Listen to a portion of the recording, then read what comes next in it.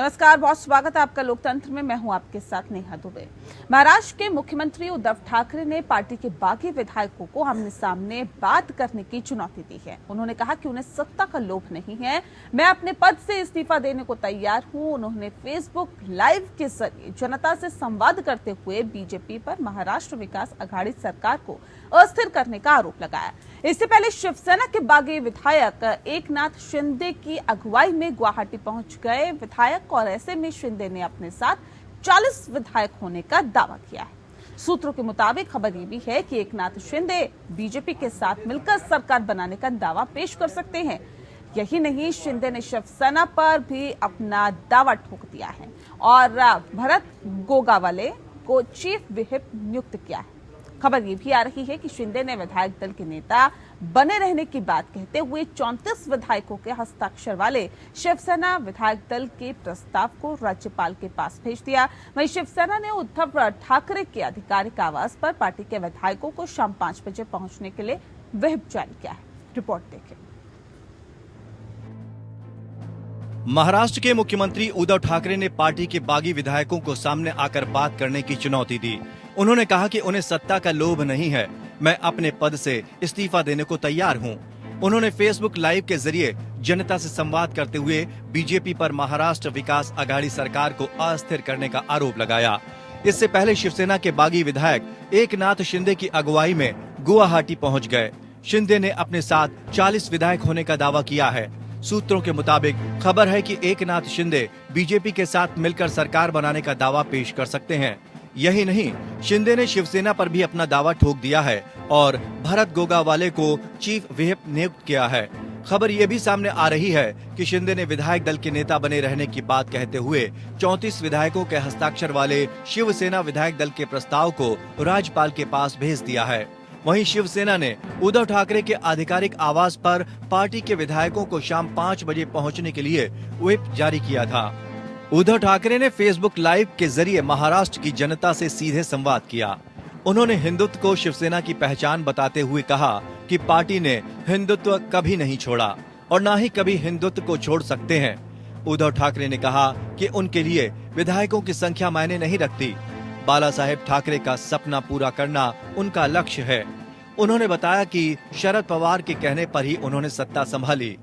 उन्होंने कहा कि एकनाथ शिंदे को अगर सत्ता की ललक थी तो पहले ही सामने आकर बताना चाहिए था, क्योंकि मुझे सत्ता का मोह नहीं है, मैं इस्तीफा देने को तैयार हूं।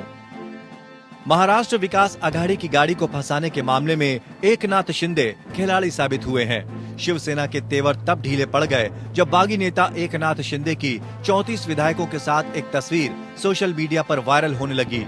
हालांकि शिंदे का साथ छोड़कर 4 विधायक वापस मुंबई पहुंच गए हैं। फिर भी शिंदे का दावा है कि उनके साथ शिवसेना के 32 विधायक और 4 निर्दलीय विधायक हैं।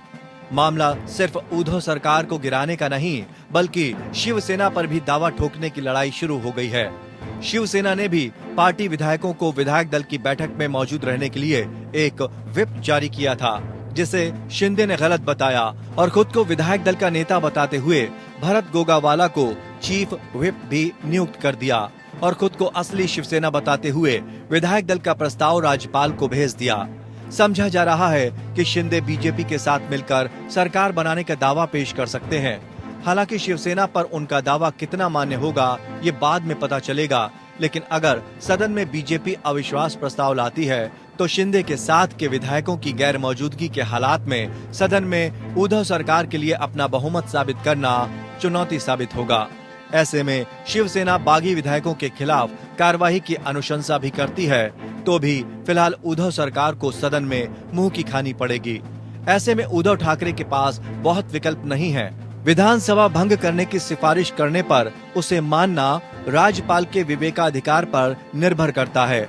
राज्यपाल दूसरे सबसे बड़े विपक्षी दल को सरकार बनाने के लिए आमंत्रित कर सकते हैं। Bureau report.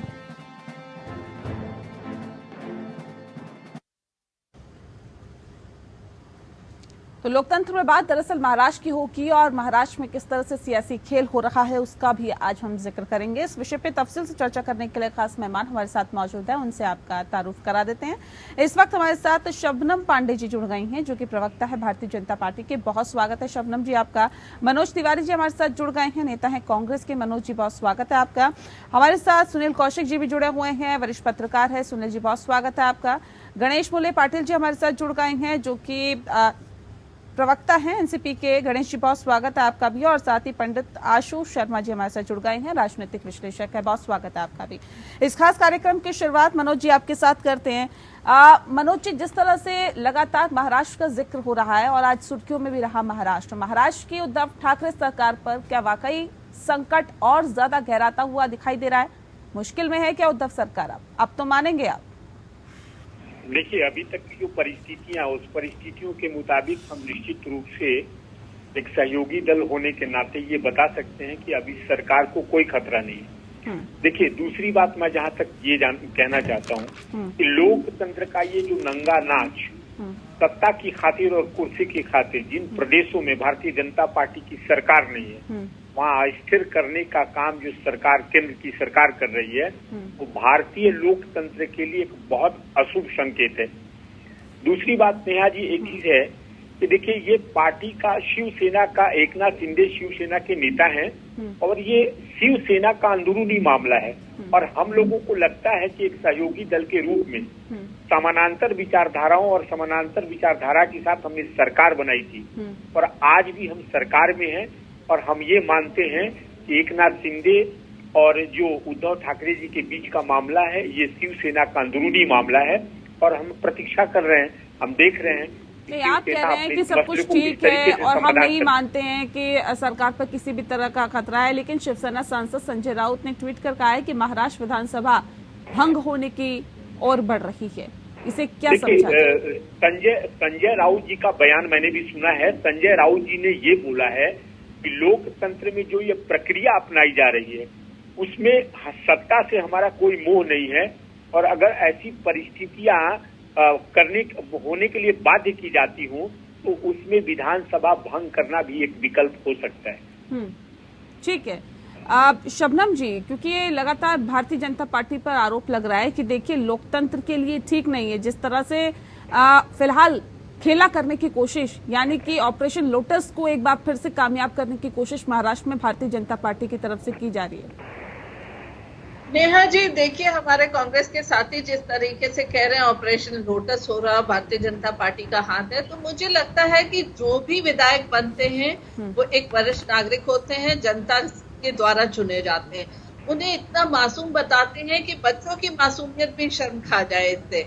किसी का हाथ पकड़ के किसी को बाहर नहीं किया जाता और न अंदर किया जाता। अगर शिवसेना की ये अंदरूनी मामला है तो निश्चित तौर पे अंदरूनी मामला है, इसको मानिए और इस बात को समझिए कि आज शिवसेना में जिस तरीके से तोड़फाड़ हो रहा है, जिस तरीके से एकनाथ शिंदे लगातार बगावती तेवर में बोल रहे हैं और वहीं पे उद्धव ठाकरे जी भी कह रहे हैं गद्दारी, शायद तो गद्दार ने ही बता रहे हो कि गद्दारी नहीं करी। तो आज ये देखने की जरूरत है गद्दारी किसने किया शिवसेना के साथ, उसके जो विचारधारा है उसके साथ गद्दारी किसने किया, किसने अपॉर्चुनिस्ट बनकर मुख्यमंत्री बनने का पद अपने पास रखना चाहा, अपने बेटे को उनके पद पे बैठाना चाहा और जो उनका हिंदुत्व का एजेंडा है उसको पीछे के दरवाजे पर रखना चाहा। कहीं न कहीं शिवसेना जानी जाती थी हिंदुत्व के मामले से, लेकिन एक लगातार ऐसे बहुत मामले आए महाराष्ट्र में जिससे कि जितने भी शिव सैनिक है वो आहत हुए होंगे और वो मामला इस तरीके से बढ़ता चला गया कि आज एकनाथ शिंदे बड़ी संख्या में विधायकों को लेकर असम में जाके गुवाहाटी में बैठे हैं। तो इसमें ऑपरेशन कमल घूमने से पहले इस बात को ध्यान रखना होगा वो धनुर्धर ही क्या जो चलिए, भले ये दावा कर रहे हैं लेकिन ये तो क्लियर कर दीजिए, भारतीय जनता पार्टी के संपर्क में है क्या तमाम विधायक और एकनाथ शिंदे? जी, भारतीय जनता पार्टी के संपर्क में है क्या ये एकनाथ शिंदे और बाकी तमाम विधायक? देखिए, एकनाथ शिंदे लगातार पक्ष को रखा है उद्धव ठाकरे जी के साथ कि हम उन लोगों के साथ गठबंधन में नहीं रहेंगे हमारा हिंदुत्व का एजेंडा रहा है और हम भारतीय जनता पार्टी के साथ रहना चाहते हैं। उन्होंने अपना बयान दिया, पर भारतीय जनता पार्टी ने अब तक कोई भी बयानबाजी नहीं की है, किसी तरीके की बातें नहीं की है। ये अंदरूनी सिर्फ बयानबाजी तो नहीं हुई है, ये जो हलचल चल रही है वो क्या बताती है? देवेंद्र फडणवीस राजधानी दिल्ली में हैं, तमाम नेताओं से मुलाकात कर रहे हैं, अमित शाह जेपी नड्डा की मुलाकात हो रही है। ये मुलाकातें इनके क्या मायने निकाले शबनम जी? नेहा जी देखिए, ये राजनीति है और राजनीतिक गतिविधियां, अगर कहीं पे राजनीतिक गतिविधियां अपनी उल्टी चाल चलने लगती है तो अन्य दल भी उसको सोचने विचारने के लिए मजबूर होते हैं और वो भी अपनी रणनीति और स्ट्रैटेजी बनाते हैं। पर एकनाथ शिंदे उद्धव ठाकरे से नाराज हुए, इसमें ऑपरेशन कमल है। उद्धव ठाकरे सत्ता के लालच में एनसीपी और कांग्रेस से गठबंधन कर लेते हैं, ऑपरेशन कमल है। उद्धव ठाकरे अपने बेटे आदित्य ठाकरे को ज्यादा अहमियत देते हैं, ऑपरेशन कमल है। ये कहने वालों को मैं कहती हूँ, इतने भी मासूम नहीं है सब कि वो इस तरीके की बात कमल ऑपरेशन करके कर दें। ये सारी की सारी खिचड़ी पकाई हुई उनकी अपनी है, कहीं न कहीं अपने विचारधारा से ठीक है। मैं सुनील जी का रुख करूँ और खास मेहमान लगातार हमारे साथ बने हुआ, लेकिन उससे पहले मनोज जी कुछ कहना चाह रहे, जल्दी से अपनी बात रखिए मनोज जी। शबनम जी, मैं एक बात आपसे पूछना चाहता हूँ, ये लोटस कमल जो शब्द है वो आप लोगों के द्वारा ही दिया गया है और आपने बड़े दम्भ के साथ ये बोला था कि सरकार और अमित शाह जो आपके चाणक्य माने जाते हैं, उनका एक ही काम है कि जिन प्रदेशों में सरकार दूसरे दलों की है उसको अस्थिर करके अपनी सरकार को स्थापित करना, यही लोटस कमल है। अब आप राजनीति में, मुझे लगता है इस बात के लिए निश्चित रूप से शर्म करने वाली बात है कि एक राजनीतिक दल जो लोकतांत्रिक व्यवस्था में विश्वास करता हो, इस तरीके के शब्दों को उपयोग करता है सत्ता के लिए, तो ये शब्द आपके हैं। और इस बात को स्वीकार कर लीजिए कि आपका दल जो है अब अटल बिहारी वाजपेयी की भाजपा नहीं है। ये भाजपा एक वैसे व्यक्ति की है जो अपनी माता को प्रणाम करने जाता हो तो टीवी कैमरा वालों को अंदर करके पहले शूटिंग करवाता हो, उसके बाद जाता हो। ठीक है, हम गलत ट्रैक पे नहीं जाएंगे। हम महाराष्ट्र की सियासत पर आएंगे, महाराष्ट्र की राजनीति। गांधी जब बच्चों के साथ खेलती थी तो वो टीवी पे दिखाया जाता था। राजीव गांधी जब इंदिरा गांधी और नरेंद्र मोदी में जमीन आसमान का फर्क है। जाता था। ये कौन सी कांग्रेस है? ये आजादी वाली भी कांग्रेस नहीं है, ये परिवारवाद वाली कांग्रेस है, जो परिवार की। कांग्रेस बीजेपी की बहस नहीं हो रही है। ठीक है, गलत ट्रैक पे जा रहे हैं आप लोग। महाराष्ट्र पे रहिए, ठीक है शबनम जी, ठीक है।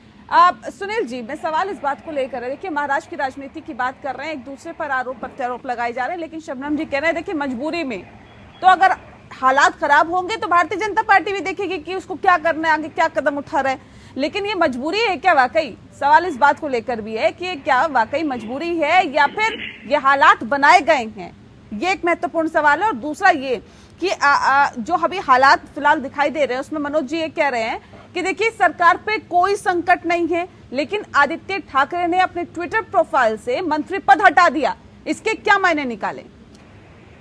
देखो नेहा जी, राजनीति में हर राजनीतिक दल फायदा उठाने का प्रयास करता है और जो महाराष्ट्र में हो रहा है, विपक्ष होने के नाते भारतीय जनता पार्टी उसमें आंख बंद करके बैठ नहीं सकते। वो भी चाहती है कि हम सत्ता तक कैसे पहुंचें। और जब चुनाव के नतीजे आए थे तो निश्चित तौर से भाजपा के और शिवसेना के पक्ष में थे। सरकार कैसे बनी ये सारा देश जानता है कि जिन विचारधाराओं के खिलाफ शिवसेना हमेशा लड़ती रही, उन्हीं राजनीतिक दलों के साथ उन्होंने सरकार बनाई। लेकिन 2.5 साल बाद चुनाव है, लोगों को लग रहा है कि हम क्या जवाब दे पाएंगे, क्या जवाब नहीं दे पाएंगे। जनता के बीच जाना है, बहुत सारे विधायकों की टिकट कटने की संभावना थी और जो एकनाथ शिंदे के साथ आज नहीं कि आज हो गया है। मुझे लगता है कि पिछले 2 महीने से उनके साथ ऐसा कुछ चल रहा था। 2 बार मुख्यमंत्री आवास में उनको न घुसने देना, तमाम ऐसी राजनीतिक मीटिंग जहां उद्धव ठाकरे जी कर रहे थे उन मीटिंगों में सम्मिलित न होने देना, ये संकेत था कि कहीं न कहीं कुछ दाल में काला है। निश्चित तौर से बीजेपी इस पर नज़र बनाए रखी थी और सूरत में और गुवाहाटी में जिस तरीके से विधायकों का ट्रांसफ़र किया गया वो बिल्कुल बिना बीजेपी के सहयोग के हो ही नहीं सकता, क्योंकि वहाँ उन प्रदेशों में बीजेपी की सरकार है और जब सूरत में जब शिवसेना के विधायक वहाँ शिफ्ट होते हैं तो 400 लोग पुलिसकर्मी लगाए जाते हैं, बैरिकेटिंग वहाँ होती है। तो ये नहीं कह सकते कि बीजेपी का उसमें हाथ नहीं हो सकता है। दूसरी बात, अब जो सिस्टम है जो चल रहा है इस समय, जहां रणनीति के तहत जो चीजें आगे बढ़ रही हैं, उसमें अब राज्यपाल के विवेक की ओर इशारा करते हैं। राज्यपाल की भूमिका बढ़ेगी, राज्यपाल क्या निर्णय लेंगे, सत्ता कैसे हाथ से निकलेगी या आएगी, ये सारी चीजें मुझे लगता है कि रात तक क्लियर होंगी। लेकिन सारा सत्ता में नंबर का खेल होता है। यदि नंबर आपके पास नहीं है तो निश्चित तौर से आप सत्ता से दूर रहेंगे। दूसरी बात, यदि हम कहें नेहा कि जहां विधायकों की बात है, संख्या की बात है, ये सोचना पड़ेगा उद्धव ठाकरे जी को कि उनके सामने कई ऑप्शन है। या तो विधानसभा भंग करने का प्रयास करें, विधानसभा भंग का प्रस्ताव दें, मंत्रिमंडल की मीटिंग बुलाएं, अपने व्हिप जारी करें। राज्यपाल की बात की है तो राज्यपाल का से ही जुड़ा एक सवाल बहुत महत्वपूर्ण हो जाता है यहाँ पर। मनोज जी, आपसे मेरा सवाल है, क्योंकि 34 विधायकों के समर्थन की बात एकनाथ शिंदे ने राज्यपाल को पत्र में सौंपी है और साथ ही साथ हस्ताक्षर के साथ सौंपी है और ये कहा है कि देखिए 34 विधायक मेरे संपर्क में। आप कह रहे हैं सरकार पर कोई संकट नहीं है, ये 34 विधायक जो आप लोगों से बगावत कर रहे हैं, ये सरकार पर संकट नहीं तो और क्या खड़ा कर रहे हैं? देखिए, एक चीज नेहा जी मैं स्पष्ट बोलता हूँ, सुनील जी की बातों से मैं कुछ हद तक सहमत हूँ कि लोकतंत्र में आंकड़ों का खेल जो है वो बहुत ही महत्वपूर्ण है। जिसके साथ आंकड़ा होगा सरकार उसी की होगी। अभी तक जो बार बार एकनाथ शिंदे जी चूंकि बगावती तेवर में हैं और उन्होंने अपना दावा किया है, उनके साथ 34 विधायक हैं या 20 विधायक हैं, इसका पता तब चलेगा जब उनके पत्र आएंगे। दूसरी बात, मैं एक बात और भी कहना चाहता हूँ। देखिए, नितिन देशमुख का भी बयान आया है, ये भी उनके साथ ही थे। तो जो बगावत के साथ जो लिस्ट में था वो नितिन देशमुख भी उसमें सम्मिलित थे, लेकिन उन लोगों का कहना है कि हम हर हालत में उद्धव ठाकरे के साथ हैं। इसका मतलब यह है कि दी गई संख्या जो है वो गलत है और इस आधार पर हम ये कह सकते हैं कि जो संख्या बल जो सरकार बनाने का आंकड़ा है, उस आंकड़ा से हम बहुत आगे हैं। और उस आंकड़ों के खेल में अगर एकनाथ शिंदे या कोई भी हो, अगर वो अपनी संख्या को पर्याप्त मात्रा में जुटा लेते हैं तो फिर सरकार पर संकट हो सकता है। लेकिन जहां तक अभी वर्तमान परिस्थितियों में मुझे लगता है कि ऐसा कोई मामला नहीं है। एक बात मैं और भी आपसे कहना चाहता हूं, सुनील जी ने कहा था भारतीय जनता पार्टी जो है वो अपना नजर बनाए हुए, दरअसल कर्नाटका या जहां जहां भी सरकारें जो है भारतीय जनता पार्टी की नहीं है और दूसरे की सरकार होती है, कर्नाटक में विधायक चले जाते हैं। तो चूंकि कर्नाटक में भारतीय जनता पार्टी की सरकार है, असम चले गए, तो गुजरात चले गए, तो इसमें कहीं न पूरा देश जानता है, देश भी समझ रहा है कि इस तरीके की व्यवस्था को अंजाम देने के लिए अब तो यहाँ सिर्फ सरकार की बात नहीं है बल्कि शिवसेना की भी बात है। शिवसेना पार्टी पे भी अपना दावा ठोक रहे हैं एकनाथ शिंदे। अभी कह रहे हैं कि शिवसेना भी हमारी है, हम असली शिव सैनिक है। देखिए, मैंने तो स्पष्ट बोला है कि ये शिवसेना का अंदरूनी मामला है कि शिवसेना में नेता कौन होगा, शिवसेना का नेतृत्व कौन करेगा, ये तो उद्धव ठाकरे जी को और एकनाथ शिंदे जी को तय करना है।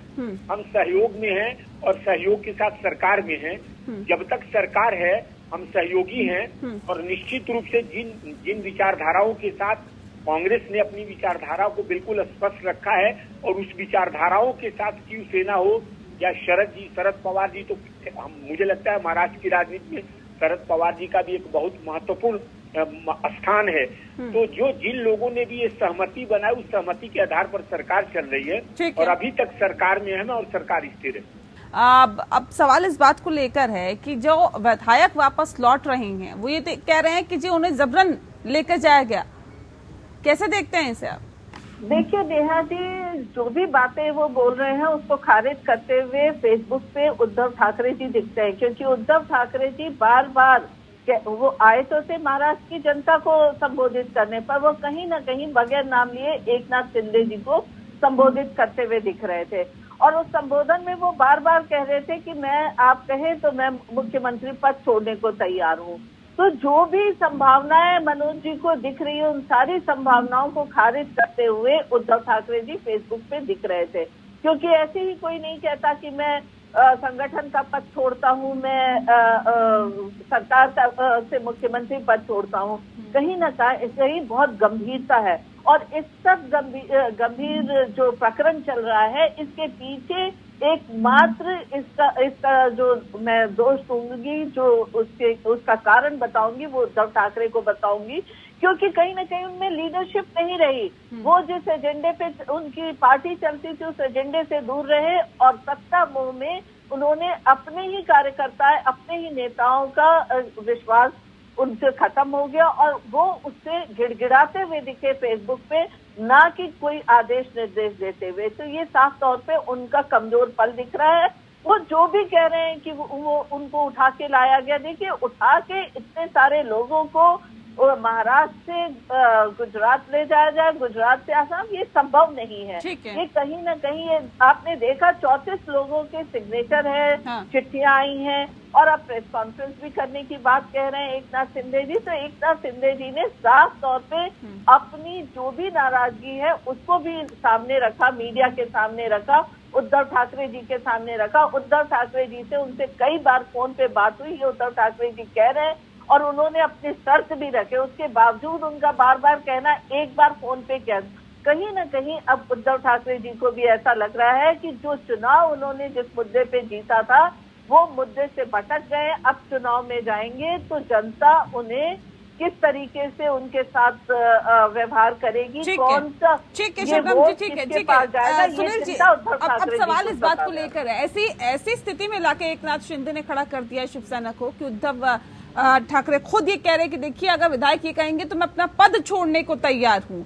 ये स्थिति अब आ गई है। ये कितनी चिंताजनक बात है शिवसेना के लिए, खासतौर पे उद्धव ठाकरे के लिए, अगर वो इस तरह की बात आके कहते हैं तो।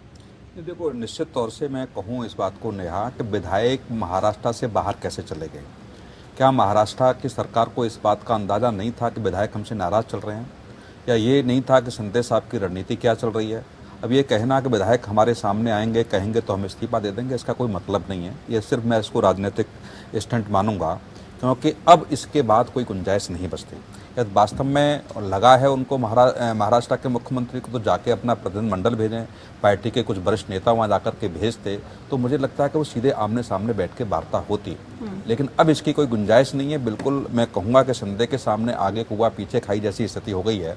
या शिवसेना में वो वापस आते भी हैं तो क्या वो विश्वास जीत पाएंगे उद्धव ठाकरे का, क्या वो अहमियत मिल पाएगी जो पहले थी। क्योंकि अघाड़ी संगठन जब बना, जब सरकार बनी थी, तो शिंदे की बड़ी अहम भूमिका थी उसमें। मतलब अधिक से अधिक मेहनत करने का, या मैं कहूँगा कि जितना भी रणनीति बनाने का जो काम था वो उस समय देखा जा रहा था शिंदे साहब का था। उसके बावजूद भी यदि ऐसी स्थिति पैदा होती है तो निश्चित तौर से आप कहिए कि उसके जिम्मेदार मुख्यमंत्री हैं, शिवसेना के वरिष्ठ लोग हैं, शिवसेना के प्रवक्ता हैं। क्योंकि कई बार जब मीडिया ने ये सवाल भी पूछे कि कहीं ना कहीं शिंदे को साइडलाइन किया जाता है, तो उनके प्रवक्ता के बहुत मतलब कह सकता हूं कि इस तरीके से खरे बयान थे कि उनको नज़रअंदाज किया जा रहा है।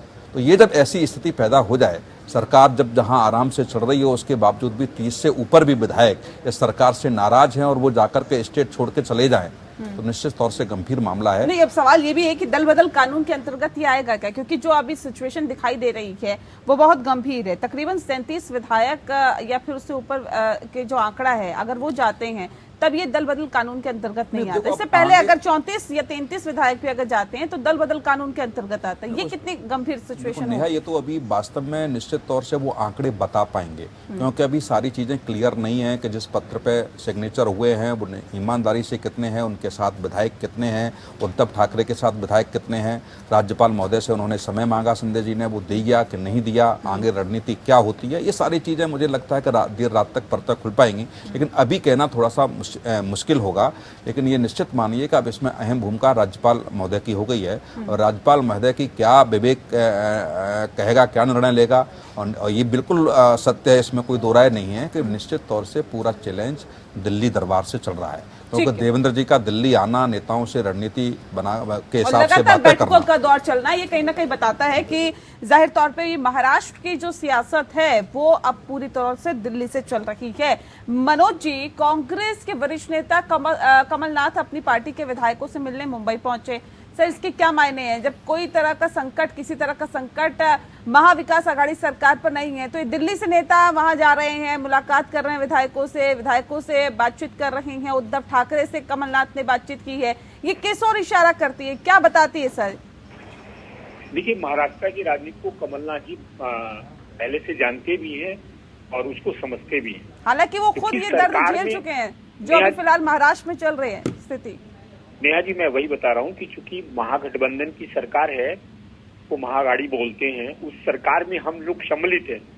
सरकार के ऊपर प्रश्न चिन्ह है, संख्या बल को लेकर इस तरीके की अस्थिरता की बात की जा रही है। तो निश्चित रूप से एक सहयोगी दल होने के नाते, एक राजनीतिक दल होने के नाते हमारा कर्तव्य बनता है कि हम अपने विधायकों की राय जाने, और विधायकों की राय जानने के लिए उसको अधिकृत किया गया है कमलनाथ जी को, जो वहां पहुंचकर अपने विधायकों से मिल रहे हैं। ये एक राजनीतिक प्रक्रिया है। ये राजनीतिक प्रक्रिया तो है। क्या ये भी राजनीतिक प्रक्रिया है कि भारतीय जनता पार्टी के विधायक के दफ्तर पर पथराव कर देना, ये भी कहीं ना कहीं राजनीतिक प्रक्रिया है क्या? अगर ऐसी स्थिति महाराष्ट्र में हो रही है आपकी सरकार होते हुए भी, तो ये कितनी खतरनाक है? देखिए नेहा जी, विगत 8 वर्षों में, शबनम जी भी है भारतीय जनता पार्टी की प्रवक्ता है, 8 वर्षों में भारतीय राजनीति का चाल और चरित्र दोनों ही उसमें काफी बदलाव आया है। अब देखिए, इस तरीके की जो बातें हो रही है, पूरा देश कश्मीर से कन्याकुमारी तक जल रहा है, और उसमें जो है सरकार तो पत्थरबाजी करेंगे क्या? पर नहीं, पत्थरबाजी करेंगे क्या?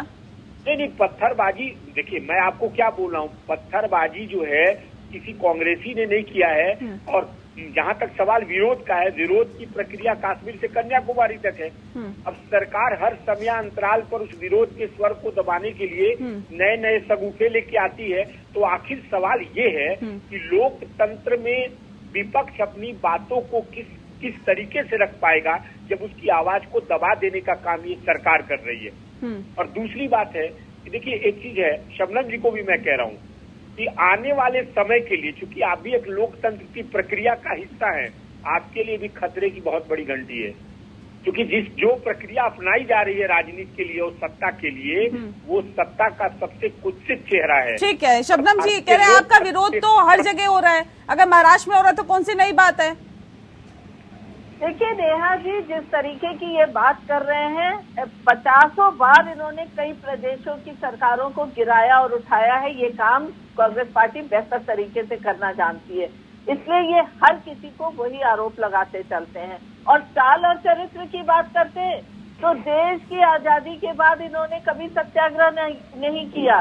इमरजेंसी हुई तो सत्याग्रह की जरूरत नहीं पड़ी। 84 का दंगा हुआ तो सत्याग्रह की चिंता नहीं हुई, लेकिन सत्याग्रह के आधार पर मिली है इनके परिवार को, तो परिवार को बचाने के लिए सत्याग्रह शुरू हो रहा है। तो ये तो चाल और चरित्र है कि एक परिवार की वंदना के लिए, देश की वंदना के बजाय परिवार की वंदना करने के लिए ये सब मजबूर हो गए हैं, और इन्हें आज लोकतंत्र खतरे में दिख रहा है। लेकिन जहां सत्ता में बैठ के लोकतंत्र का गला घोटते रहते थे, तो इन्हें लोकतंत्र खतरे में नहीं दिखता। तो ये तो चाल और चरित्र है, ये अपने को आजादी से जोड़ते हैं। पर आज वो आजादी वाली कांग्रेस कहाँ रही? देश की वंदना करने वाली कांग्रेस थी आजादी के समय, आज परिवार की वंदना करने वाली कांग्रेस बन गई है, और उस पर भी ये इतराते हैं बार बार। आश्चर्य लगता है। आज देखिए, भारतीय जनता पार्टी का एक एक नेता, एक प्रधानमंत्री हो या उत्तर प्रदेश के मुख्यमंत्री हो, देश के लिए, प्रदेश के लिए मर मिटने को तैयार है।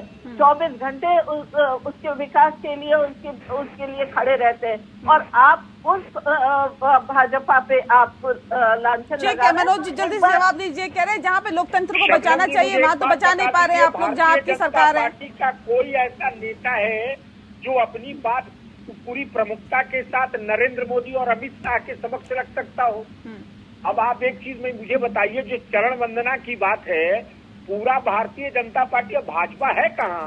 अब तो मोदीपा है। नहीं, अब देखिए ट्रैक से हट रहे हैं आप लोग, ट्रैक पे रहिए, आप मुद्दे पे रहिए। मैं लोकतंत्र की बात कर रही हूँ। अगर महाराष्ट्र में किसी विधायक के दफ्तर के बाहर पथराव होता है तो क्या कहेंगे? लोकतंत्र खतरे में नहीं है वहाँ पर? वहाँ पे तो आपके हाथ में चीज है, वहाँ पे तो कंट्रोल करिए ना। जिम्मेदारी शबनम जी बोल रही थी चरण वंदना की बात। ये चरण वंदना की बात भारतीय जनता पार्टी का एक एक नेता जानता है।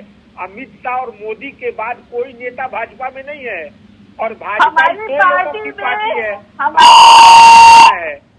भाजपा दल नहीं है। शबनम जी, भारतीय जनता पार्टी में अपना चाल और चरित्र जो है वाजपेयी के बाद ही खत्म कर दिया था।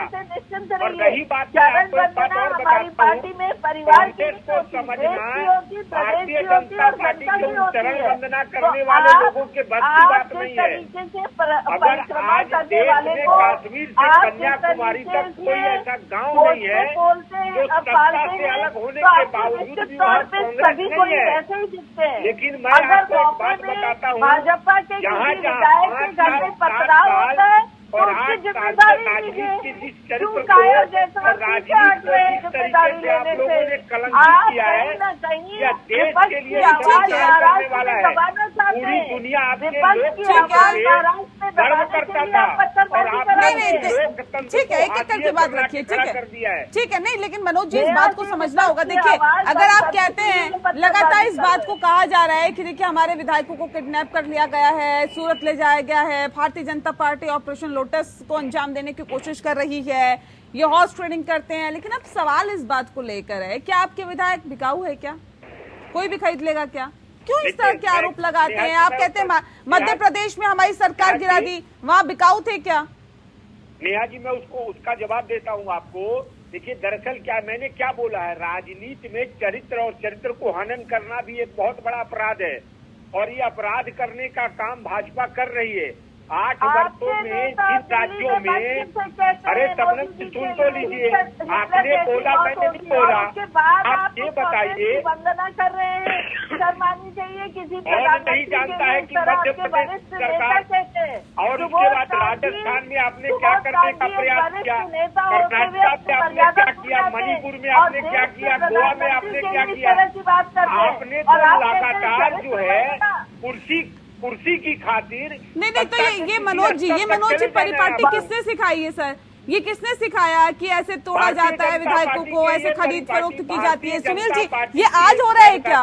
ये आज हो रहा है क्या? इस मुस्कुराहट के पीछे का राज क्या है? सुनील जी बता दीजिए। एक दूसरे पे आरोप लगाया जा रहा है, देखिए सरकार को गिराया जाता है, लेकिन ये आज है क्या? आज ऐसा हो रहा है, इससे पहले क्या होता था? नहीं, ये भी मनोज जी भी अच्छी तरीके से जानते हैं और भाजपा के प्रवक्ता भी जानते हैं कि ये पहली बार नहीं हो रहा है। देश में दर्जनों नहीं, सैकड़ों की संख्या में ऐसे उदाहरण हैं जो पहले भी हुआ है, चाहे वो कांग्रेस की सरकार हो, चाहे किसी और दल की भी सरकार रही हो। गवर्नर का दुरुपयोग सदुपयोग कैसे हो सकता है, विधानसभा अध्यक्ष का कैसे हो सकता है, रात को दरवाजे सुप्रीम कोर्ट के कैसे खुलवाए गए हैं सरकारों को लेकर के। तो ये ऐसा नहीं है कि पहली बार ऐसी स्थिति बन रही है। हर राजनीतिक दल जब सत्ता में होता है और लगता है कि हम इसके हंटर से कुछ भी कर सकते हैं, तो वो ऐसा हुआ है। यहाँ तो उत्तर प्रदेश में तो आपने देखा एक दिन के मुख्यमंत्री जगदम्बा पाल को बना दिया। क्या हुआ? वो तो हाई कोर्ट ने नहीं माना उनको। तो ऐसा नहीं है कि पहली बार हो रहा है। राज्यपाल की भूमिका हमेशा संदिग्ध देखी गई है और वो पहली बार नहीं। मुझे लगता है कि इंदिरा गांधी जी जब देश की प्रधानमंत्री थी तब भी सैकड़ों की संख्या में ऐसे एग्जाम्पल थे कि प्रदेशों की सरकार कैसे गिराई गई और कैसे बनाई गई। लेकिन अभी दोनों पार्टियों की जिम्मेदारी बनती है कि बहुत कुछ हो गया, अब तो कम से कम लोकतंत्र को बचाए रखने के लिए, और ये बीजेपी से उम्मीद नहीं की जा सकती है।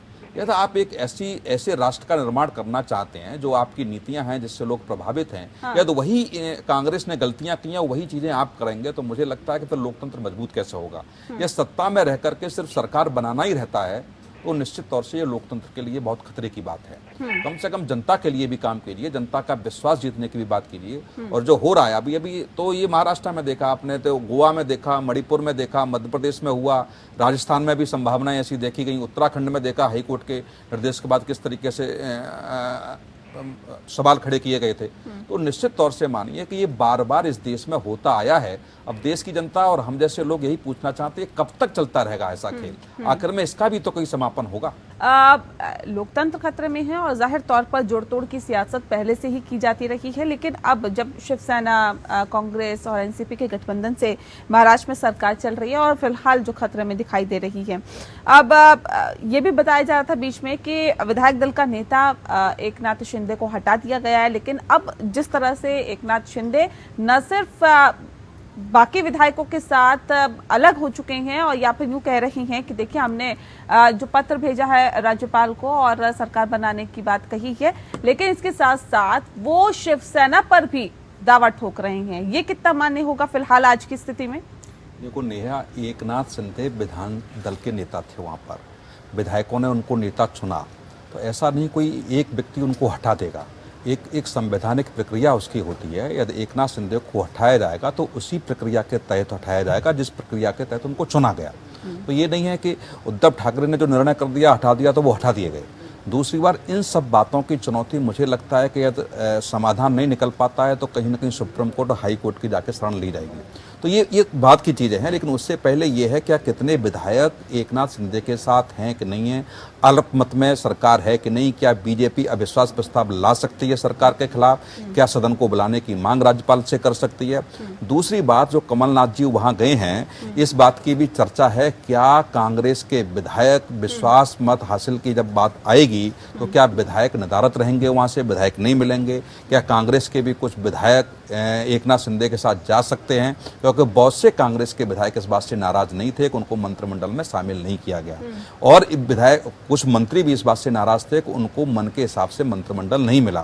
तो इस साथ की चाबी मैं कहूंगा कि अब शरद पवार की तरफ आ जाती है कि शरद पवार की भूमिका क्या रहती है। ये हम सब लोग जानते हैं कि शरद पवार और मोदी जी की दोस्ती बहुत अच्छी है, तमाम मुद्दों पर उनकी बैठ के चर्चा होती है। क्या इस अहम चीज में क्या यदि शिवसेना का परिवार बिखरता है तो ऐसा नहीं है कि आंख बंद करके शरद पवार बैठे देखते रहेंगे, वो भी राजनीतिक फायदा लेने का प्रयास करेंगे। और राजनीतिक फायदा उनको इसी बात को लेकर के है कि जो अगली सरकार यदि बीजेपी बनाती है तो बीजेपी की सरकार में वो ईमानदारी से सम्मिलित हों। तो ये सब सवाल अभी हैं। रात तक मुझे लगता है कल तक सारे सवालों के जवाब मिल जाएंगे। लेकिन निश्चित तौर से आज की स्थिति में सहमत का जो कहा जाता है, जो खेल चल रहा है, वह परिस्थितियां इस समय वहां बनी हुई हैं। ठीक है, ये कितना बड़ा झटका होगा कांग्रेस के लिए अगर इस तरह की स्थिति बनती है, मनोज जी? देखिए, एक चीज मैं बहुत स्पष्ट बता रहा हूं आपको, कांग्रेस और कांग्रेस को समझना, कांग्रेस में कोई टूट हो ही नहीं सकती, इसलिए कि जो सच्चा कांग्रेसी होगा इन परिस्थितियों में कदापि भी कहीं नहीं जा सकता। वो अपनी विचारधाराओं के आधार पर अगर राजनीति करता हो तो। और मुझे लगता है कि अभी वर्तमान की परिस्थितियों में कांग्रेस के जितने भी विधायक हैं पूरी मजबूती के साथ आदरणीय श्री राहुल गांधी जी के नेतृत्व में पूरी एकजुटता के साथ कांग्रेस के साथ है और कांग्रेस के साथ रहेंगे। सरकार का जहां तक सवाल है, सरकार में हम बार बार कह रहे हैं हम सहभागी हैं और सहभागी के रूप में जितने भी हमारे विधायक हैं उस सरकार में सरकार के साथ पूरी मजबूती के साथ है। कमलनाथ जी का वहां जाना एक राजनीतिक प्रक्रिया है।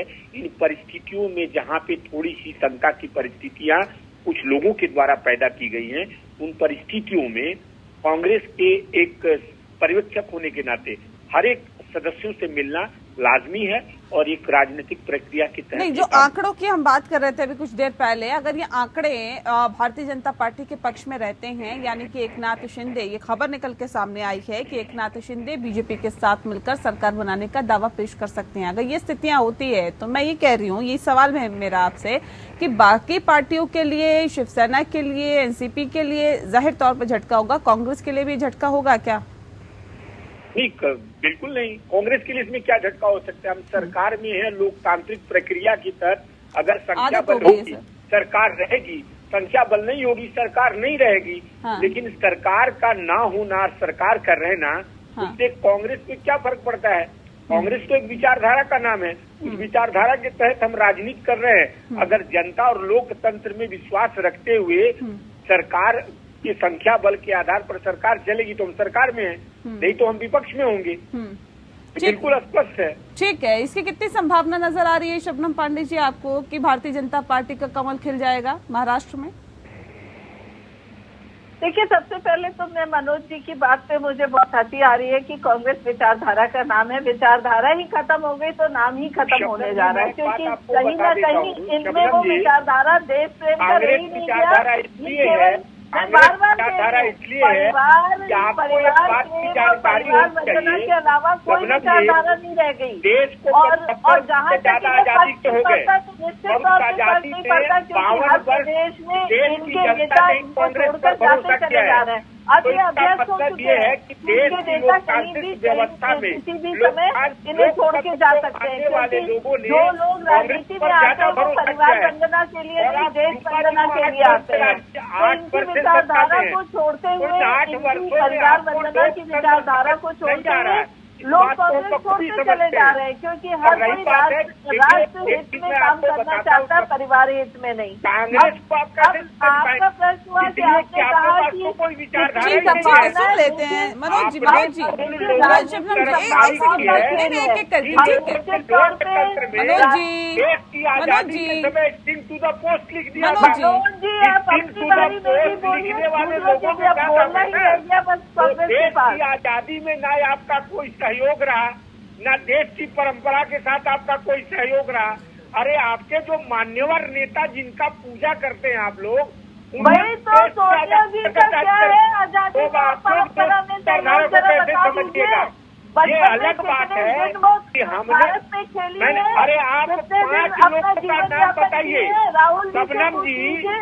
शबनम जी, देखिए, आप 5 सोनिया लोगों का राहुल जी से भारतीय पूछ जनता पार्टी का लीजिए, नाम बता देश की दीजिए परंपराओं जिन लोगों ने में देश की आजादी में देश के लिए शिरकत किया हो। कितना क्या ठीक चाहे है, पाँच मुद्दे पे लोगों का रहिए नाम सर, बताइए। मुद्दे पे रहिए प्लीज ना। अरे सत्तन जी, मैं देखिए आपको देखिए, चैलेंज मुद्दे से कर मत रहा हूँ। भटकिए, ट्रैक पे रहिए, आप बता जो मुद्दा है उसी पे बात करिए।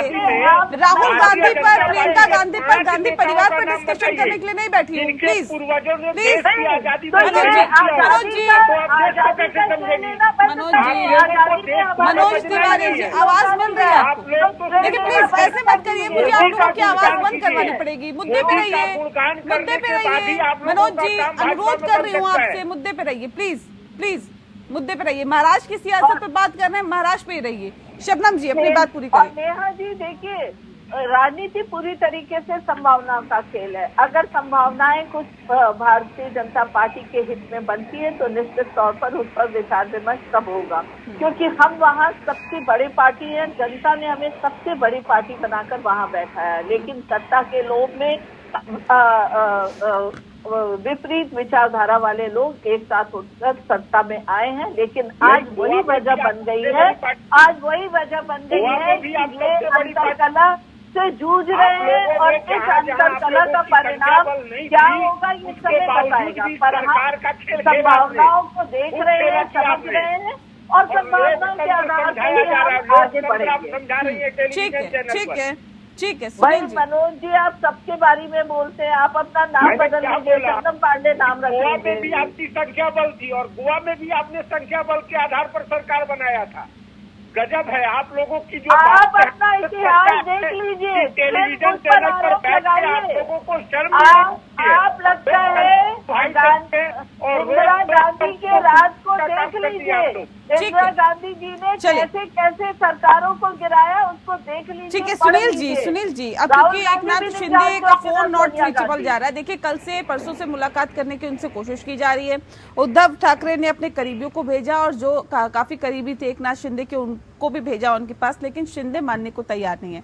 नॉट रीचेबल फोन जा रहा है और अब तो गुवाहाटी भी शिफ्ट आज कर गए। लेकिन अब सवाल ये है कि कितनी संभावना नजर आ रही है कि जिस बात का जिक्र अभी किया जा रहा है या दावा ठोका जा रहा है कि देखिए सरकार पर कोई खतरा नहीं है। अगर सरकार पर कोई खतरा नहीं होता तो उद्धव ठाकरे क्या पद छोड़ने के लिए तैयार होते? क्या राजनीतिक स्थिति इस तरह की होती महाराष्ट्र में जो अब फिलहाल दिखाई दे रही है? देखो नेहा, अभी तो बहुत सारे रास्ते हैं। यदि ऐसा दिखता है किसी तरीके से सरकार नहीं बन पाएगी या उद्धव ठाकरे उससे पहले इस्तीफा नहीं देते हैं, तो भारतीय जनता पार्टी के पास ये रास्ता है कि सरकार के खिलाफ वो अविश्वास प्रस्ताव ले आए। और अविश्वास प्रस्ताव में क्या होगा ये हम और सब जानते हैं कि सरकार बहुमत सिद्ध नहीं कर पाएगी। दूसरी बात अभी भी मैं एक और दे दूं, मेरे पास थोड़ा सा विश्वस्त सूत्रों से भी एक जानकारी आई है कि शरद पवार की पार्टी भी भाजपा के संपर्क में है। तो क्या शरद जी भाजपा के साथ जाएंगे कि नहीं जाएंगे? दूसरी बात, अविश्वास प्रस्ताव के समय में फिर दोहरा रहा हूँ, क्या कांग्रेस के विधायक वहाँ जाएंगे अब इस सरकार के पक्ष में या नहीं जाएंगे? या तो कुछ विधायक गैर हाजिर भी रहते हैं तब भी भाजपा की जीत है। दूसरी बात, देवेंद्र जी जो दिल्ली आए हुए हैं, अब इस बात पर रणनीति यहाँ बनाई जा रही है कि मुख्यमंत्री कौन रहेगा, क्या अगली सरकार में 2 उप मुख्यमंत्री रहेंगे, एक शिंदे की तरफ से, शिंदे जो गुट तोड़ के ला रहे हैं उसमें से होगा, एक शरद पवार की पार्टी से उप मुख्यमंत्री होंगे। तो इन सब चीज़ की रणनीति तय की जा रही है। अभी गवर्नर शायद गोवा वाले गवर्नर साहब को चार्ज दिया जा रहा है इस पर सारी रणनीति को अपनाने के लिए, क्योंकि वर्तमान में गवर्नर है वो भी कोरोना पॉजिटिव हैं। तो इन सब परिस्थितियों का क्या निचोड़ निकलेगा वो अभी भी समय है। और उद्धव ठाकरे के पास मुझे लगता है सम्मान जाने का मतलब यह है कि इस्तीफा दें और विधानसभा भंग करने की सिफारिश कर दें, यही एक रास्ता बचता है। लेकिन विधानसभा भंग की सिफारिश से पहले यदि गवर्नर ने दूसरे नेता का, जैसे शिंदे साहब ने जो प्रस्ताव दिया है सरकार बनाने के लिए 36 विधायकों का उनमें पत्र है, क्या बीजेपी पीछे के रास्ते से समर्थन देती है या बीजेपी समर्थन पत्र सौंपती है तो उसके दूसरे रास्ते हो सकते हैं, एक दूसरा कोई रास्ता निकल के आएगा। लेकिन अभी भी समय है, समय के हिसाब से मुझे लगता है कि देर रात तक कुछ न कुछ बातें निकल के आएंगी। लेकिन सहमत का खेल जिस समय चल रहा है, उद्धव जी की तरफ से भी चल रहा है, शिंदे साहब जी की चल रहा है, और बीजेपी बिल्कुल नजर बनाए रखी है कि राजनीतिक फायदा बीजेपी के पक्ष में कैसे आए। एक ये भी आरोप न जाए कि सरकार हमने गिरा दी, जिस तरीके से आरोप सुबह से लेकर के चैनलों पर लगाए जा रहे हैं बीजेपी में, बीजेपी की रणनीति है। ऐसा रास्ता मुझे लगता है कि बीजेपी निकालेगी। अविश्वास प्रस्ताव को लेकर के कोई रास्ता बीजेपी के पास नहीं दिखता है तो वो सांप भी मर जाएगा और लाठी भी नहीं टूटेगी। ऐसा रास्ता बीजेपी उस पक्ष में जा सकती है। क्योंकि पवार की कुछ वक्त पहले प्रधानमंत्री नरेंद्र मोदी से भी मुलाकात हुई थी और उस वक्त भी अटकलें लगाई जा रही थी कि क्या महाराष्ट्र की सियासत कोई नया मोड़ लेगी। और अब जब हालात ऐसे हैं, सिचुएशन ऐसी नजर आ रही है, तो क्या मौके पर चौका मार सकते हैं शरद पवार, जिस बात का जिक्र आपने किया? देखो नेहा, शरद पवार बहुत वरिष्ठ नेता हैं, मंजे हुए खिलाड़ी, बिल्कुल मंजे हुए खिलाड़ी हैं। बड़ा राजनीति उन्होंने नजदीकी से देखा है और फिर भी विपक्ष में रहते हुए आप देखो कांग्रेस छोड़ करके जब अपना दल बनाया तो कांग्रेस के नेताओं से भी उनके संबंध बहुत ज्यादा खराब नहीं हुए और आज कांग्रेस के साथ भी वो हैं जो सरकार में सम्मिलित हैं। तो ये मान के चलिए कि बहुत बिल्कुल आपकी बात से सहमत हूँ कि मंजे हुए खिलाड़ी हैं और निश्चित तौर से कोई नहीं जाना चाहेगा कि हम सत्ता से दूर रहें, क्योंकि उनके पास और कोई रास्ता है ही नहीं। तो यदि वो भाजपा की सरकार बनती है और उप मुख्यमंत्री जैसा पद मिलता है, कुछ ऐसे भी मंत्रालय हो सकते हैं जिनकी शरद पवार मांग कर सकते हैं, बीजेपी उसको मानने के लिए तैयार है, तो आप मानिए कि शरद पवार बीजेपी की सरकार बनेगी तो निश्चित तौर से उनके साथ जाएंगे। जी चलिए, बहुत शुक्रिया आप सभी मेहमानों का हमारे साथ इस खास चर्चा में शामिल होने के लिए। तो जाहिर तौर पे कहा जा सकता है कि फिलहाल महाविकास आघाड़ी सरकार पर खतरे के बादल मंडरा रहे हैं और ये अब बादल और ज्यादा गहराते हुए दिखाई दे रहे हैं। अब वाकई उनका भविष्य क्या होगा या इस सरकार का भविष्य क्या होगा, इस पर सभी की निगाहें टिकी हुई है। लेकिन संभावनाओं से इनकार नहीं किया जा सकता कि भारतीय जनता पार्टी और तमाम और राजनीतिक पार्टियों के साथ मिलकर अपनी सरकार बनाने की संभावनाएं वहां पर तलाश रही है। अब किसकी सरकार बनती है या किसकी बचती है, ये देखने वाली बात होगी। लोकतंत्र में फिलहाल इतना ही। नमस्कार।